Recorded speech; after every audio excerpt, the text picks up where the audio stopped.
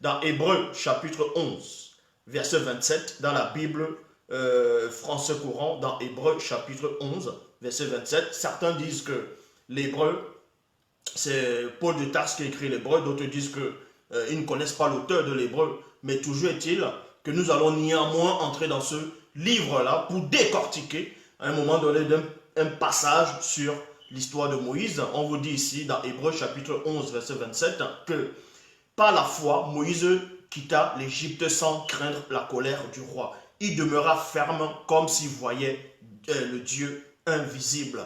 Donc on vous dit qu'à un moment donné, Moïse se trouvait en Égypte et quand il a grandi, plus tard quand vous allez lire son histoire dans les Bibles actuelles classiques, en grandissant, il a vu qu'un des Égyptiens est en train de maltraiter un Hébreu et Moïse s'est interposé comme un gardien, comme un défenseur. Il a tué cet Égyptien. Donc, pendant qu'il a tué cet Égyptien, il a cru que personne n'avait vu ce qui s'était passé. En gros, que les autres ne savaient pas ce qu'il venait de faire.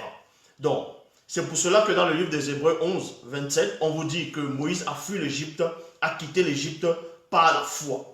Parce que sans avoir peur, vous voyez qu'il a quitté l'Égypte, l'abondance, la richesse, la belle vie, la gloire, la richesse, tout ça là, parce qu'il avait cru en Dieu. Parce qu'il avait cru au Dieu d'Israël, selon les Bibles actuelles classiques. Et on va vous démontrer que c'est faux, c'est complètement faux. Pourquoi? Dans la traduction Edmond Staffet, il est dit, c'est pas la foi c'est Moïse, quitta l'Égypte sans redouter la colère du roi. On vous dit que Moïse a quitté l'Égypte sans redouter la colère du roi. Il y a virgule. Bible, parole de vie, on vous apprend, Moïse a cru en Dieu. Il y a virgule.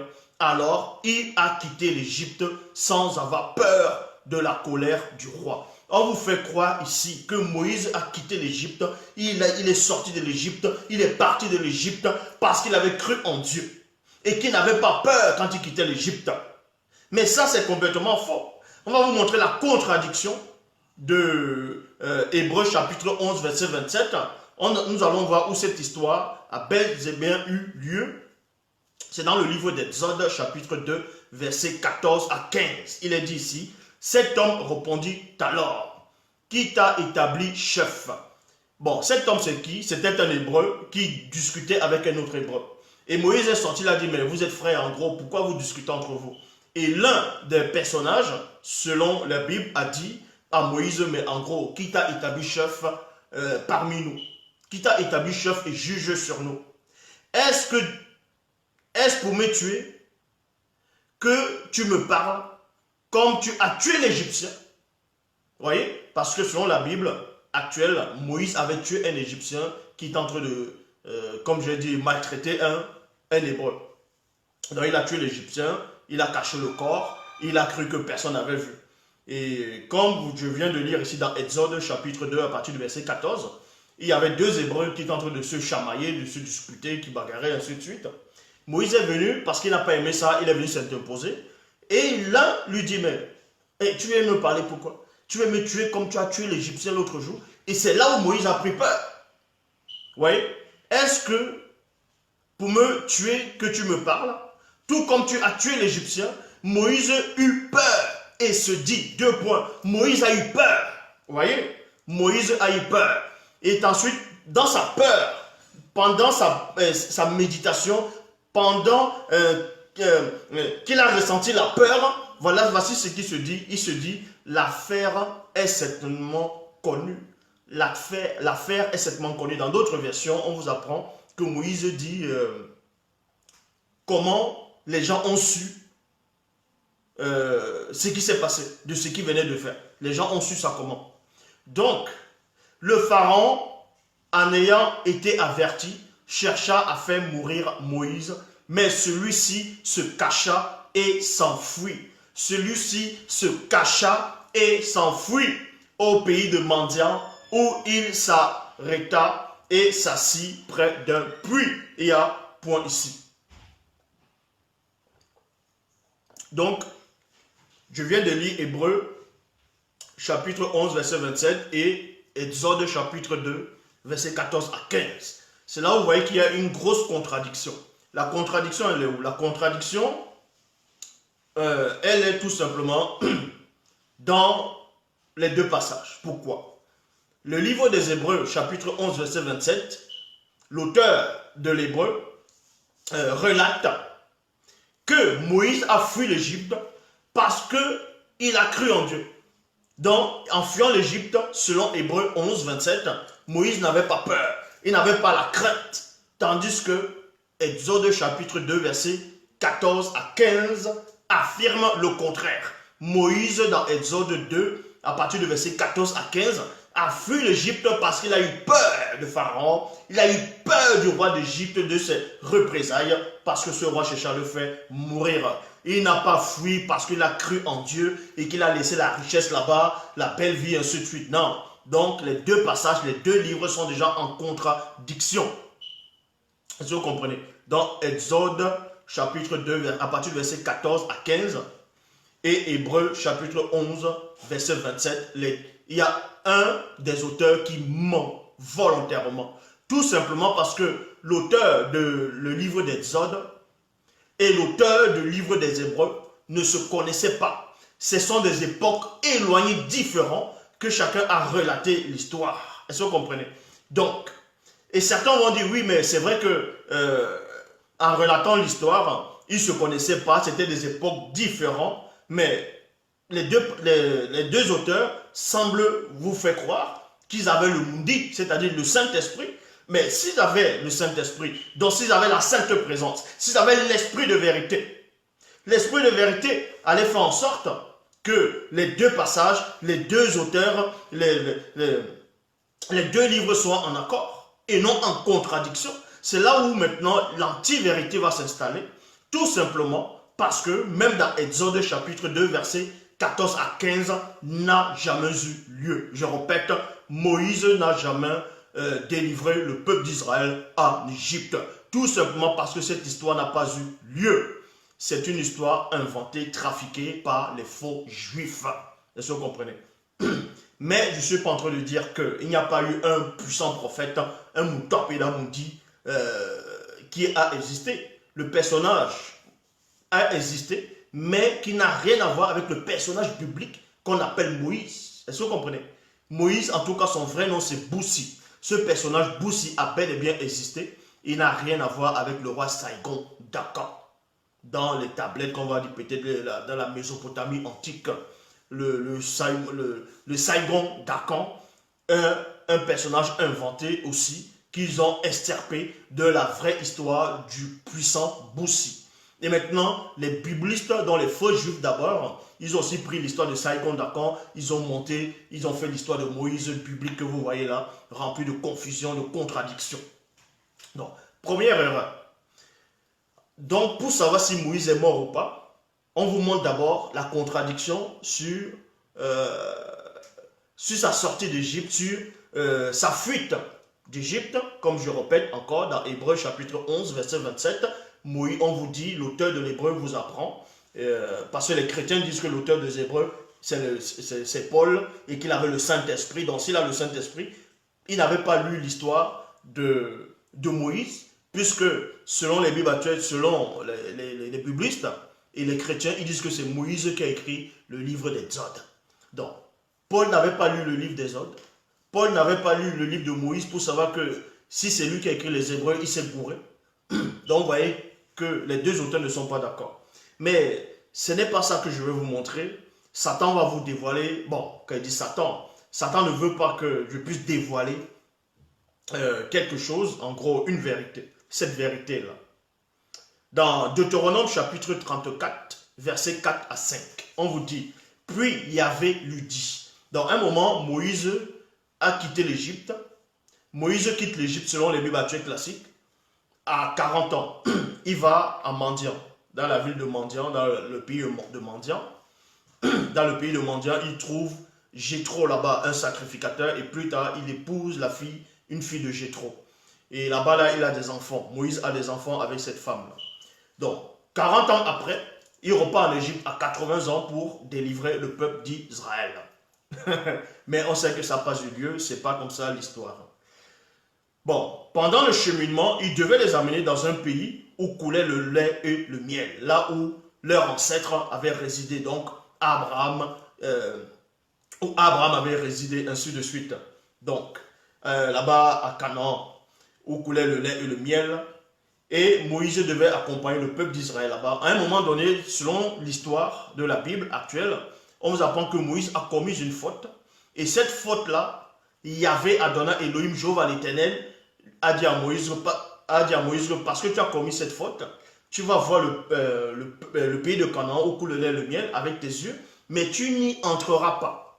Tu vas aller mourir derrière les rochers. Donc, tu vas aller mourir. Et c'est dans cette histoire, dans Deutéronome chapitre 34, versets 4 à 5. Il est dit, puis Yahvé lui dit, voici le pays que j'ai promis par serment. Dans d'autres versions, on dit que Dieu a juré. À Abraham, Isaac et Jacob, je leur ai dit que je le donnerai à leur descendance. Il y a point. Je veux que tu vois ce pays avec tes yeux, mais tu n'y entreras pas. Il y a point. C'est là, au pays de Moab, au pays de Moab, au pays de Moab, que Moïse, le serviteur de Yahvé, mourut sur l'ordre de Yahvé. Donc, Moab, qui sont les Moabites. Mais dans la loi, on disait que le peuple d'Israël ne doit pas se mélanger, ne doit même pas cohabiter ou aller avec les Moabites, les Jubusiens, les Girgasiens, les Philistins, ainsi de suite. Mais comment Yahvé va permettre que son serviteur bien-aimé puisse mourir dans un pays qu'on avait déjà voué par interdit? Donc, dans Deutéronome chapitre 34, verset 6, dans la Bible du semeur, on vous apprend que c'est Dieu lui-même, l'enterra dans la vallée de Moab. Dans la vallée de Moab, il y a virgule. Déjà, vous voyez que quelque chose ne va pas. Pourquoi quelque chose ne va pas?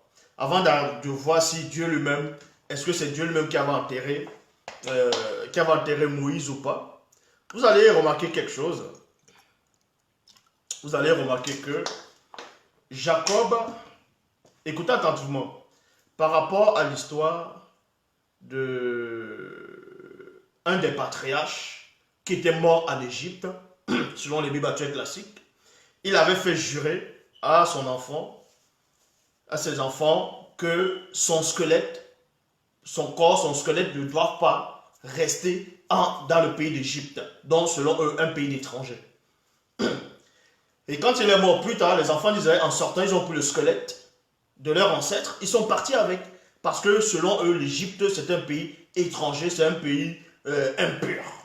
Comment se fait-il alors que, selon la Bible aussi, Moab, dans les Moabites, où ils vivaient, c'était un pays impur, mais que Dieu lui-même va enterrer Moïse, qui était plus important que le patriarche dont on a enlevé son squelette dans le pays d'Égypte. Donc, vous voyez déjà, ça ne tient pas. Bon, là n'est pas là la question. La question est de savoir, dans Deutéronome chapitre 34, verset 6. Dieu lui-même l'enterra dans la vallée de Moab, en face de Bel-Péor.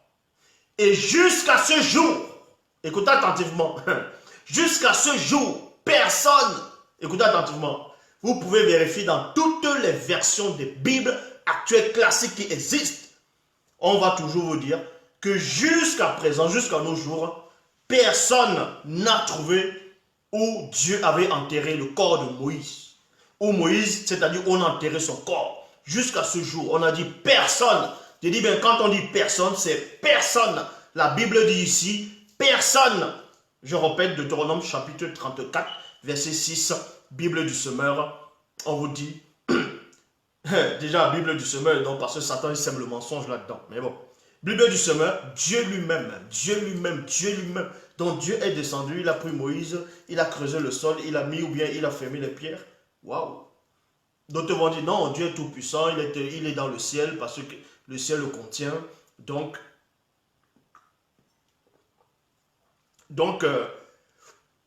il pourra parler et puis la terre va s'ouvrir, on va enterrer Moïse. Mais on vous dit ici, Dieu lui-même a enterré Moïse dans la vallée de Moab, en face de Bel-Péor. Jusqu'à ce jour, personne n'a jamais su où était son tombeau. Et je dis que c'est faux. Je dis que c'est faux. Il y aura encore une contradiction. Voilà encore un mensonge. Dont l'auteur de Deutéronome, certains disent que c'est Moïse qui a écrit Genèse jusqu'à Deutéronome. Mais si Moïse écrit Deutéronome, pourquoi il va parler de lui à la troisième personne? Que personne, que Dieu a enterré le corps, que Dieu a enterré Moïse, que Moïse, le serviteur de Yahvé, est mort. Il aurait pu dire, moi Moïse. Vous voyez que ça ne tient pas. Donc voilà ce que les faux juifs sont venus vous raconter, voilà ce que les biblistes sont venus vous raconter. Mais le plus important ici, c'est de voir l'esprit de mensonge. C'est de détecter l'esprit de mensonge. C'est détecter l'antiphrase, l'antivérité. Comme je répète, dans Deutéronome 34, verset 6, on vous dit, Dieu lui-même enterra le corps de Moïse dans la vallée de Moab, c'est-à-dire chez les Moabites, en face de Beth-péor. Jusqu'à ce jour, personne n'a jamais su où était son tombeau. Personne n'a jamais su. C'est écrit que personne n'a jamais su. Or, ce n'est pas ce que la même Bible nous affirme dans le livre de Jude. Jude chapitre 1, verset 9. Parce que d'autres disent que Jude n'a pas de chapitre, c'est juste les versets. Mais c'est Jude chapitre 1, verset 9 qui dit: Pourtant, quand l'archange Michael s'opposait au diable et lui disputa le corps de Moïse, il y a virgule, il n'osa pas pour autant lui lancer des insultes, point. Il lui dit seulement que le Seigneur te fasse taire. Donc vous voyez la contradiction. Dans Deutéronome chapitre 34, verset 6, on vous apprend que personne, je dis bien personne, n'a jamais su où Dieu avait enterré Moïse. Tandis que Jude chapitre 1, verset 9, vous apprend que Satan, c'est-à-dire, dans d'autres versions on dit le démon, dans d'autres versions on dit le diable. Que ce soit le diable, que ce soit le démon, que ce soit Satan, on vous apprend que le diable a su où Dieu avait enterré Moïse. La preuve, il voulait prendre le corps de Moïse. C'est pour ça qu'on vous dit ici dans Jude 1, 9, pourtant quand l'archange Michel s'opposait au diable et lui disputa le corps de Moïse, on n'a pas dit qu'il disputa Moïse, mais le corps, c'est-à-dire que Moïse, l'esprit de Moïse n'était plus dans ce corps. Donc Moïse était déjà mort. Moïse était déjà mort selon, au moment où Satan, le diable ou le démon, selon les versions, a voulu prendre le corps de Moïse. Donc Satan a su. D'où vient-il alors dans Deutéronome chapitre 34, verset 6, qu'on vous dise que Dieu lui-même a enterré Moïse, enterré le corps de Moïse, et personne n'a jamais su où c'est. Donc vous voyez que le Dieu des Hébreux, Yahvé Adonai Elohim, Jéhovah l'Éternel, c'est la même personne que Satan. Je le dis ici, c'est la même personne. Puisqu'on vous dit que si c'est Dieu lui-même qui a enterré, la même Bible dit quoi? Que quand Dieu ferme, personne ne peut ouvrir. Et quand il ouvre, personne ne ferme. Si Dieu cache quelque chose, mais vous pensez que vous pouvez réellement voir? Donc on vous apprend ici dans Deutéronome chapitre 34 verset 6 que Dieu lui-même a enterré Moïse. Et que jusqu'à présent, personne, on a bien dit personne, n'a jamais su où était son tombeau. Mais Satan a su où était son tombeau. Le diable a su où était le tombeau de Moïse. Le démon a su où était le tombeau de Moïse, vu qu'il voulait récupérer le corps de Moïse. Il voulait récupérer son corps. Maintenant, il voulait faire quoi avec le corps de Moïse? Bon, là, j'avais déjà donné un enseignement sur ça. Donc, dans la Bible de la liturgie, il est dit, or, l'archange Michel discuta avec le démon dans la querelle au sujet du corps de Moïse et non au sujet de Moïse. Parce qu'il y a des Mongols, des Tétards, des gens qui ne sont pas assis dans les Écritures, les faux pasteurs, tous ceux qui sont autoproclamés pasteurs, révérends, bishop, maréchal, diacre, prophétesse ou inspirés. Ils vont essayer de dire, non, vous voyez, c'est la même chose que Josué, le grand prêtre.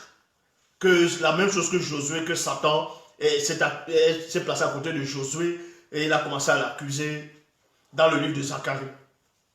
Ce n'est pas la même chose. Puisque ça, ce n'est pas la même chose. Ici, là, on parle d'un corps. On parle d'un corps. C'est précisé dans Jude 1, 9 que le corps de Moïse, le corps de Moïse, ce n'est pas Moïse. Et oui, c'est le corps de Moïse. Puisque Moïse n'est plus là. Donc Satan a bel et bien su, a vu, dans d'autres versions, le démon savait où Dieu, soi-disant, a enterré ce corps-là. Donc vous voyez qu'il y a encore un mensonge. Parce que quand ils vont venir rédiger des histoires inventées, il y aura toujours un esprit de mensonge. Il y aura toujours le mensonge. On veut vous faire croire que Moïse est mort. En tout cas, le vrai Boussi était mort. Voilà l'histoire qui tourne même autour de sa mort déjà. Il y a déjà une contradiction. Je dis encore, celui qu'on appelle Boussi, le vrai Moïse, en tout cas Boussi, n'a pas connu la mort physique. Il n'est pas mort. Dans les Bibles actuelles classiques, on a dit qu'il est mort. Et l'histoire autour de sa mort, il n'y a que des mensonges, des contradictions, des erreurs. On vous dit 1 Hébreux chapitre 11, verset 27, Moïse fuit l'Égypte sans avoir peur. Or, dans Exode chapitre 2, verset 15, verset 14 à 15, il fuit parce qu'il avait peur. Et maintenant, dans Deutéronome chapitre 34, verset 600, on vous dit que Dieu lui-même a enterré Moïse. Et que parce que Dieu lui-même a enterré Moïse, personne, on n'a pas dit aucun homme, on a dit personne. Personne, on a dit personne, ça veut dire y compris les démons, Satan, personne n'a su en ce jour où se trouvait son corps. Or, Jude chapitre 1, verset 9, vous apprend que Satan était informé où Dieu avait enterré le corps de Moïse. Donc, ça, c'est encore un mensonge. Donc, on vous montre par là, tout ça n'est que mensonge. On est là juste pour vous enlever votre force vitale, pour vous détruire. Heureusement que Zouloula est là. Voilà la Bible, la seule Bible authentique, vraie et véritable. Voilà la seule Bible où l'histoire, tout est contenu.